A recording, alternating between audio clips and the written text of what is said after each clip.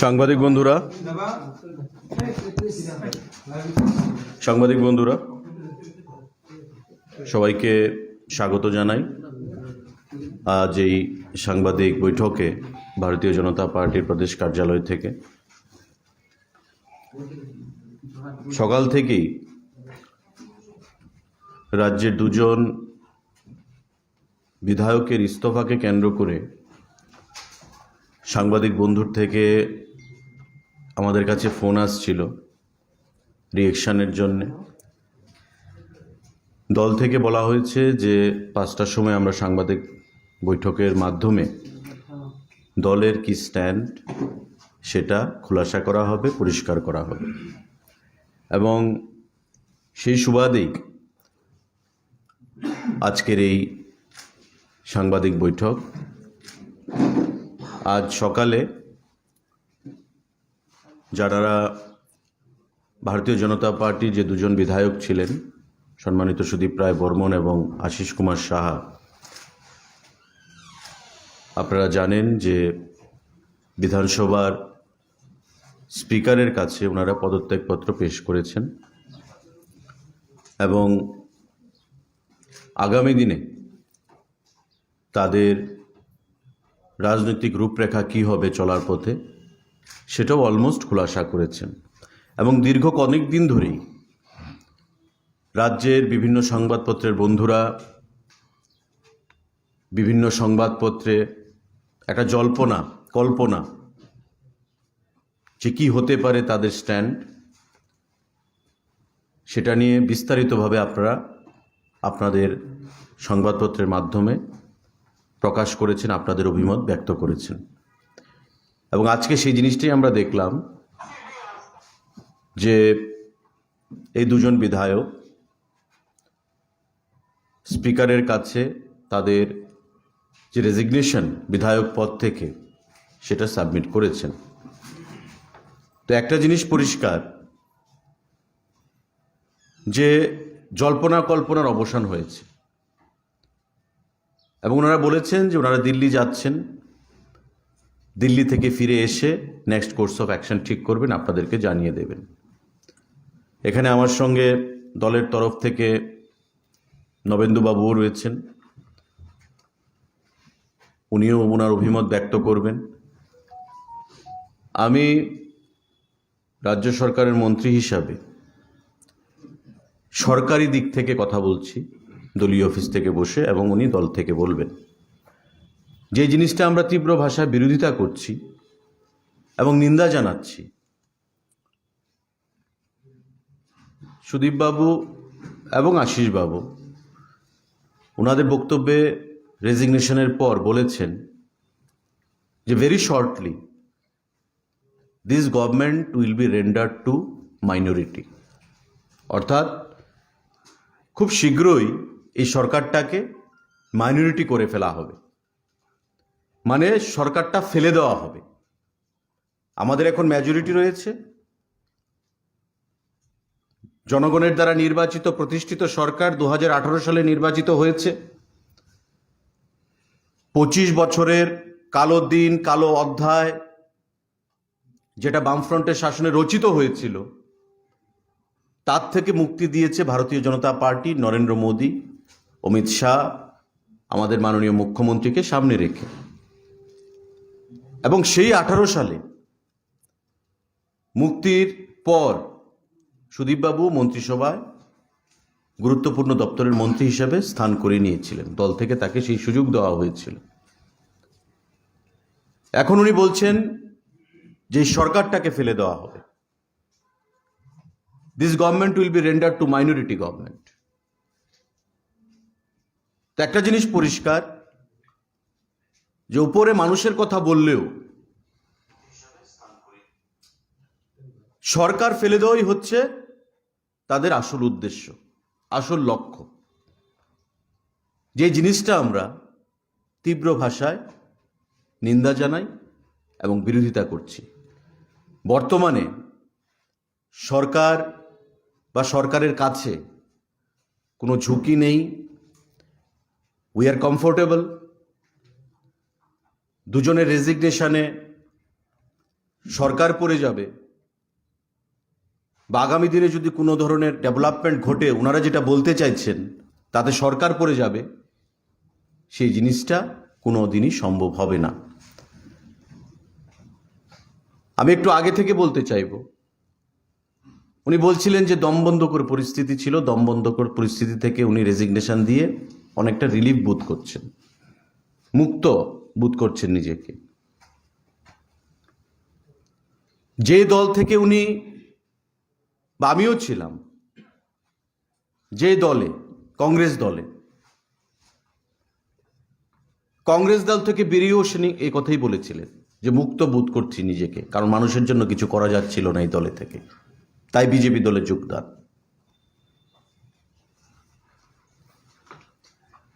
দিল্লিতে দোস্তি কংগ্রেস এবং সিপিআইএম, সারা দেশে দোস্তি, পশ্চিমবাংলায় দোস্তি,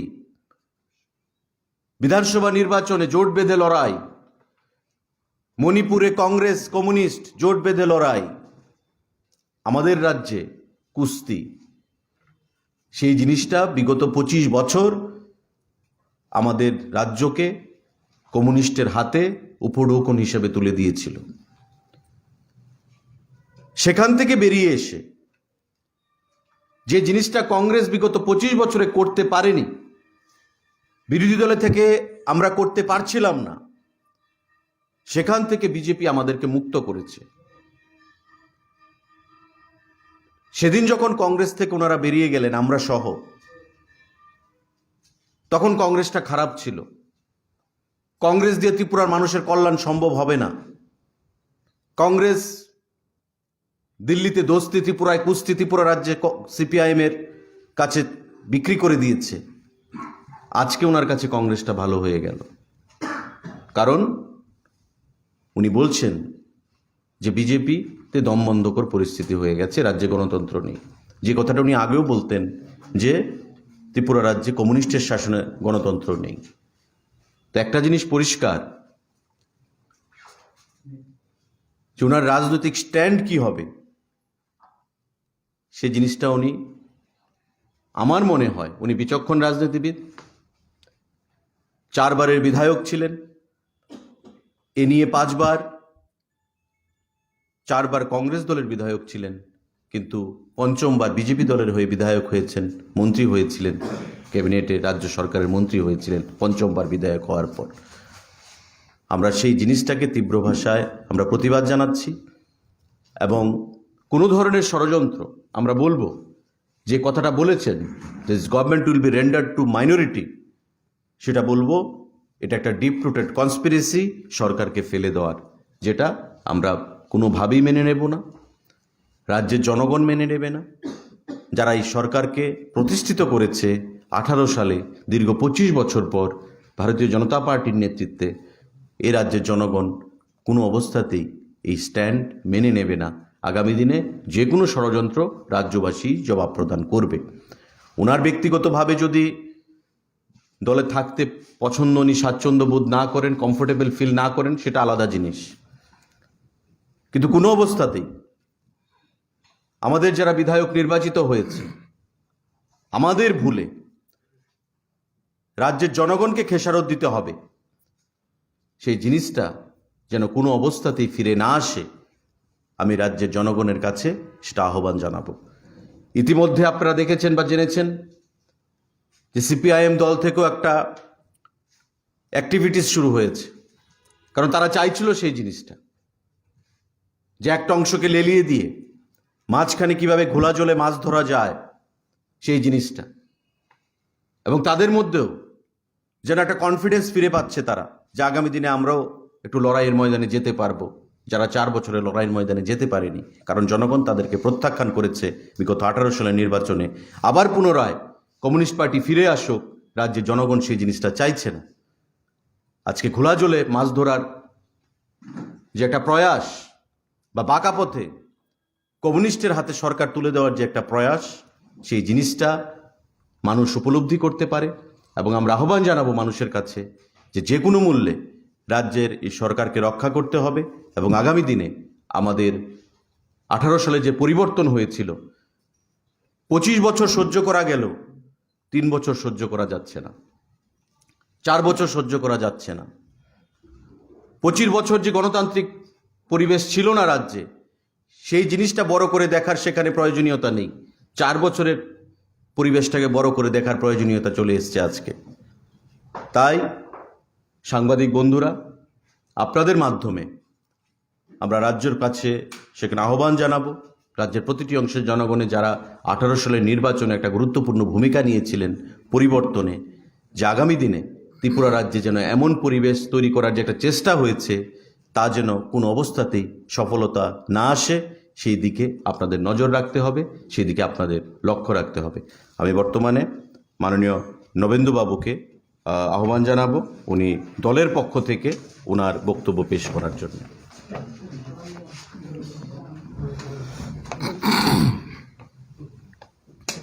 নমস্কার সাংবাদিক বন্ধুরা,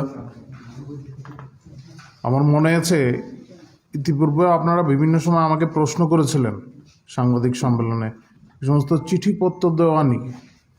তখন আমি পার্টির অবস্থানটা স্পষ্ট করেছিলাম, তখনও বলেছিলাম তারা যদি যেতে চান, পুনরায় নির্বাচনে যেতে চান, যেতে পারেন, তাহলে বোঝা যাবে মানুষ কাদের সঙ্গে আছে। এরপর থেকে বিভিন্ন সময় পার্টির যে দৈনন্দিন প্রক্রিয়া আছে, তাছাড়াও নির্বাচনী প্রক্রিয়ার সময়ও বিভিন্ন ধরনের দলবিরোধী কার্যকলাপের অভিযোগ এসেছিল, কিন্তু ভারতীয় জনতা পার্টির নেতৃত্ব বারংবার সেই সুযোগ দিয়ে এসছে যাতে নিজেদের সংশোধন করতে পারেন। লোকসভার নির্বাচন আপনারা সবাই জানেন অবস্থানটা কি ছিল, সাংবাদিকরা জানেন, পাশাপাশি এই রাজ্যের মানুষও জানেন। তার পরবর্তী সময় অন্যান্য নির্বাচনগুলিতেও এবং সর্বশেষ নগরস্তরীয় যে নির্বাচন, সেখানে তাদের ভূমিকা কি ছিল সেগুলো আপনারাও জানেন, রাজ্যের মানুষ জানেন। এত সবের পরেও আমাদের পার্টির নেতৃত্ব তাদের সুযোগ দিয়েছেন বারংবার, কিন্তু তারা সেই সুযোগ নিতে চাননি এবং সর্বশেষে তারা সিদ্ধান্তটা নিলেন। এখন আমাদের মন্ত্রীমশাই বললেন আপনাদের বিস্তারিত। আমরা এই রাজ্যের মানুষের সঙ্গে আছি, এই মানুষের স্বার্থেই আমরা কাজ করব, কোনো ব্যক্তিবিশেষের স্বার্থে নয়। অনেকেই মনে করেন বা অনেকেই অনেক জায়গায় বলেছেন তাদের জন্য বাম জামানাটাই ভালো ছিল, অনেক ধরনের সুযোগ সুবিধা পাওয়া যেত, কিন্তু ভারতীয় জনতা পার্টি আর সরকার আসার পর এই সুযোগ সুবিধা থেকে তারা বঞ্চিত। স্বাভাবিক, তাদের তো সমস্যা হবেই। এই সরকার ব্যক্তিবিশেষের জন্য নয়, রাজ্যের প্রত্যেকটি মানুষের জন্য এই সরকার, এবং মানুষের ভোটে এই সরকার প্রতিষ্ঠিত হয়েছে। আপনারা জানেন আমাদের মাননীয় মুখ্যমন্ত্রী বিপ্লব কুমার দেব প্রকাশ্য সভায়ও কথাটা বলেছেন, রাজ্যের মানুষ এই সরকারকে প্রতিষ্ঠিত করেছে এবং মানুষের কাছে এই সরকার দায়বদ্ধ। পার্টিও তাই মনে করে।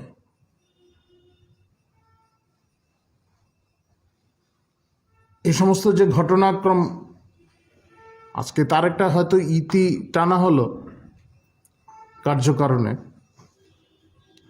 ইতিপূর্বে যে সমস্ত ঘটনাগুলি ঘটছিল সে সম্পর্কে রাজ্যের মানুষ কিছুই বোঝেন না এমনটা কিন্তু নয়। যারা ভাবছেন রাজ্যের মানুষ বোঝেন না, সেখানেই হয়তো তারা ভুল করছেন। গ্রামের মানুষ আগরতলা ছাড়াও রাজ্যের বিভিন্ন অংশের মানুষ। এই বিষয়ে তাদের স্পষ্ট ধারণা আছে। কারা কবে কোথা থেকে দলবদল করেছেন এবং দলবদলের সময় সেই দল সম্পর্কে তারা কি উক্তি করেছেন এবং তাদের কি ধরনের কার্যকলাপ ছিল। হয়তো আপনাদের কাছে ছবিও থাকবে কংগ্রেস ভবনটার কি দশা হয়েছিল। এখন মানে যদ্দূর শোনা যাচ্ছে সেই অনুযায়ী বলছি আমি, এখন কংগ্রেস দলের নেতারা বুঝবেন, সেটা আমাদের বিষয় নয়। এখন পরিত্রাণ পাওয়ার জায়গাটা কোনটা এটা তারাই ঠিক করবেন। ভারতীয় জনতা পার্টি ইতিপূর্বেও যে অবস্থানে ছিল সেই অবস্থানে অনড়ই আছে। এই রাজ্যের মানুষের জন্য কাজ করতে হবে, কোনো ব্যক্তিবিশেষের স্বার্থে নয়, এবং সেই লক্ষ্যেই এগিয়ে চলবে। আমাদের মাননীয় মুখ্যমন্ত্রী বিপ্লব কুমার দেবের নেতৃত্বে এই রাজ্যে এক নতুন যুগের সৃষ্টি হয়েছে। মানিকবাবু আজকে দেখলাম বিভিন্ন টিভি চ্যানেলে বলছেন মাঠে নামতে হবে, এই করতে হবে, সেই করতে হবে, এই কথাগুলি বলছিলেন। পশ্চিমবঙ্গেও জোট হয়েছে, কোথাও ছায়া জোট হয়েছে, এই রাজ্যও হয়েছে, ছায়া জোটই ছিল। অন্যান্য জায়গায় প্রকাশ্যে জোট হয়েছে। তো এখন কারা কংগ্রেসে যাচ্ছেন, তাদের পরবর্তী রাজনৈতিক অবস্থানগুলি কি হবে, সেই সমস্ত বিষয়গুলি থেকে এবং বিরোধী দলনেতার বক্তব্য থেকে সবই স্পষ্ট কারা কোথায় ছিলেন অতীতে, বর্তমানে কেন অস্বস্তিতে আছেন এবং ভবিষ্যতে তাদের গন্তব্যস্থল কি হবে। যাই হোক, আমরা পূর্বের মতোই মানুষের স্বার্থেই কাজ করব। আমি বারংবার এই কথাটাই বলে যাচ্ছি। পার্টির তরফে আমরা সেবা কাজ করি, সেবাই সংগঠন আমরা মনে করি, আর সরকারও সেই দর্শনকে ভিত্তি করেই, অন্তর্দয়ের দর্শনকে ভিত্তি করেই সরকার পরিচালনা করছে এবং করে যাবে। এবং রাজ্যের মানুষ এই সরকারের পাশে রয়েছেন, আগামী দিনেও থাকবেন। আপনাদের তরফ থেকে কোনো বিষয় যদি জিজ্ঞাসা থাকে আপনারা জিজ্ঞাসা করতে পারেন। সুশান্তবাবুর কাছে সরাসরি প্রশ্ন, আজকের এই সাংবাদিক সম্মেলনের জন্য কি আপনি প্রত্যাশিত বা প্রত্যাশা মতো আজকে বসেছেন যে এমন একটি সাংবাদিক সম্মেলনে আপনাকে বসতে হবে? প্রথম প্রশ্ন। দ্বিতীয়, দুজনের উদ্দেশ্যে প্রশ্ন, তারা দুজনের এই ইস্তফা দেওয়ার বিষয়টি বিজেপির দলে প্রভাব করবে কি?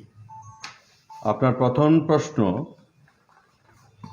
সেটা আমি কোনো উত্তর দিতে চাইবো না, কারণ it's not a political question. প্রত্যাশিত অপ্রত্যাশিত বলতে কিছু নেই। আমি দল করি, দল যখন যা দায়িত্ব দেবে, ডিউটি দেবে, সে দায়িত্ব ডিউটি আমরা পালন করব, নাম্বার 1। নাম্বার 2, দলে প্রভাব পড়বে কি না, আমি আমার আলোচনার শুরুতেই আমি বলেছি যে যেটা বলেছেন যে this government will be rendered two minority. এই যে প্রচেষ্টা, এই প্রচেষ্টা কখনোই বাস্তবে রূপ নেবে না। We are comfortable. We have got comfortable majority. Our Chief Minister enjoys the popularity or enjoys the support from most of the or all the MLAs, or member of Legislative Assembly. তো এই যে attempt, প্রচেষ্টা, সেই প্রচেষ্টা কখনোই সফল হবে না, এটা আমার দৃঢ় বিশ্বাস। সুতরাং আমি আশা করব যে আপনার নিশ্চয়ই দুটো উত্তর আপনি পেয়ে গেছেন। সাংবিধানিক কিংবা সাংগঠনিক কোনো ধরনের সংকট সৃষ্টি করার চেষ্টাও সফল হবে না। আপনাদের বিষয়টা স্পষ্ট করে দিলাম যে সাংবিধানিক কিংবা সাংগঠনিক কোনো চেষ্টা কারোর তরফ থেকে হলো সেই চেষ্টা সফল হবে না। আজকের পর শহরে একটা চর্চা শুরু হয়েছে রাজনৈতিক মহলে, বিশেষ করে নির্বাচনে এগিয়ে আসার সম্ভাবনা এই বিষয়ে আপনার কি প্রতিক্রিয়া বা আপনাদের কি বক্তব্য? এটা টু আর্লি আমাদের আরো 1 বছর যেতে হবে, অনেক কাজ করার বাকি রয়েছে। না সেটা এখনো আলোচনা স্থান পায়নি, পাবারও বিষয় নয়, কারণ আমাদের নির্বাচন 2023 সালের ফেব্রুয়ারি মাসের ডিউ। আজকে 1 ফেব্রুয়ারি মাস 2022, দ্যাট মিনস আমাদের আরো 1 বছর সময় রয়েছে। আর কিন্তু অধ্যক্ষ যখন প্রশ্ন করা হয়েছে, অধ্যক্ষ তো এইভাবে জবাব দেয়নি। উনি বলেছেন সেটা নির্বাচন কমিশন চিন্তা করবে। নিশ্চয়ই নির্বাচন কমিশন চিন্তা করবে। অধ্যক্ষের ভাষা আমাদের পার্টি অফিসে বলে আমরা যে সাংবাদিক বৈঠক করছি, সেটা আমার মনে হয় যদি আপনারা ক্লাব করেন তবে এটা ভুল হবে।